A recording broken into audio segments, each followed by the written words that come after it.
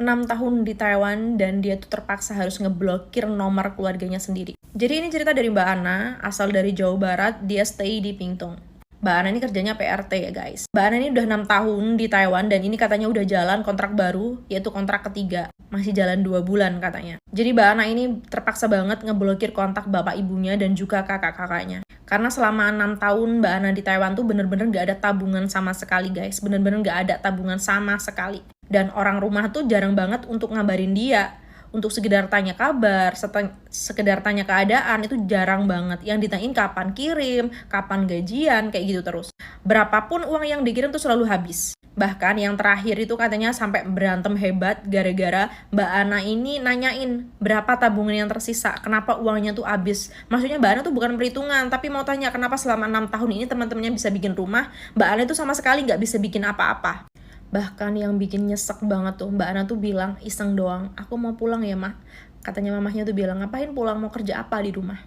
Padahal Mbak Ana ini dia tuh statusnya masih sendiri loh, masih single. Dulu katanya pernah nikah tapi gagal dan belum punya anak. Jadi tuh janda tapi belum punya anak guys. Setiap Mbak Ana tuh ngenalin cowok ke keluarganya, dia tuh kayak nggak suka, kayak ada aja kekurangannya. Kalau jauh karena jauh, kalau deket terlalu deket. Kalau begini katanya jalannya nggak enak, kalau gitu katanya wetonnya tuh nggak bagus, pokoknya ada aja alasannya keluarganya. Mbak Ana tuh sampai merasa kayaknya keluarganya nggak pengen dia nikah. Dan yang disatanya selalu duit, duit, dan duit katanya. Bahkan kalau lebaran, pas waktu mau lebaran, pasti mereka tuh teleponin aja. Yang kurang begini, kurang begitu. Pas waktu lebarannya, bahkan nggak ditelepon kalau dia nggak telepon. Pernah waktu lebaran itu katanya ditelepon berkali-kali nggak ada angkat, sampai hari raya ketiga baru keluarganya telepon sama dia.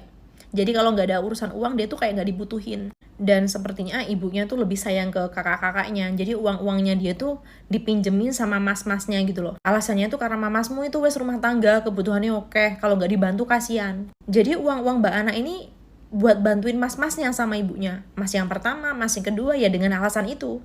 Karena balik lagi Mbak Ana ini belum punya rumah tangga, sama ibunya tuh masih disepelein gitu loh guys. Sampai pernah Mbak Ana tuh ngomong katanya, loh Ma, aku tuh juga butuh masa depan loh, aku juga butuh kehidupan, aku juga pengen punya tabungan. Mamahnya tuh marah-marah katanya sambil bilang, koyok kowe iki gak butuh dulur, kowe arep urip dhewe, digitu-gituin guys. Nanti kalau Mbak Ana tuh marah, ibunya itu selalu alasan sakit. Jadi kalau ada bapak, katanya itu ibunya darah tingginya kumat, yang sakit, yang apalah gitu. Jadi Mbak Ana tuh selama ibunya ngomong ABCD itu cuma bisanya diem, nggak bisa ngebentak gitu loh. Maksudnya nggak bisa ngeberontak dan nggak bisa ngeyel uangnya kemana. Soalnya kalau ada apa-apa, ibunya tuh alasannya selalu sakit. Sampai yang terakhir tuh katanya si sawahnya bapaknya tuh digadein sama masnya yang nomor 2 gara-gara punya utang. Utangnya tuh buat judi.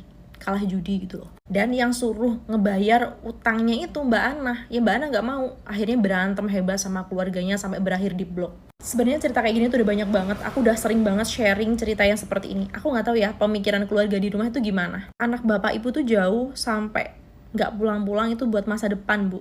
Mereka sama aja dengan anak-anak yang lain. Pengen punya rumah sendiri, pengen punya tabungan sendiri. Kadang-kadang gini ya, orang tua kalau banyak anak, apa gitu kali. Kayak mereka tuh nggak bisa ngebagi rata kasih sayang mereka. Bahkan yang aku nggak habis pikir guys, di desa-desa di kampung-kampung tuh kalau anaknya di luar negeri, mereka tuh kayak apa ya, kayak jadi ada ajang pamer gitu loh. Ngerti kan maksud aku? Padahal nih, kalau yang udah tahu di luar negeri, kita tuh mau piknik aja, mau beli sesuatu yang mahal aja pikir-pikir. Ingat ya Bu, anak-anak kalian tuh di Taiwan tuh bukan ATM berjalan Bu. Mereka juga butuh kehidupan, mereka butuh masa depan. Kita tuh di luar negeri gak enak-enak loh Bu. Kita tuh di luar negeri sampai pengen beli sesuatu aja yang mahal aja masih pikir-pikir. Tapi percuma gitu loh, kalau uang yang dihasilkan sama kita bahkan gak nyantol di tabungan sama sekali. Kalau misalnya uang buat makan, buat kehidupan sehari-hari, buat kebutuhan, itu gak apa-apa. Tapi kalau buat lain-lain sampai gak ada tabungan, itu kan parah banget Bu. Apalagi ibu itu anaknya cowok-cowok dan ceweknya cuma satu loh. Nanti kalau misalnya menantu ibu gak bagus, gak baik, pasti ibu juga minta dirawatnya kalau udah tua sama anak perempuan. Kalau ibu sampai kayak gitu, di blok nyalahin sama anaknya. Gimana dong?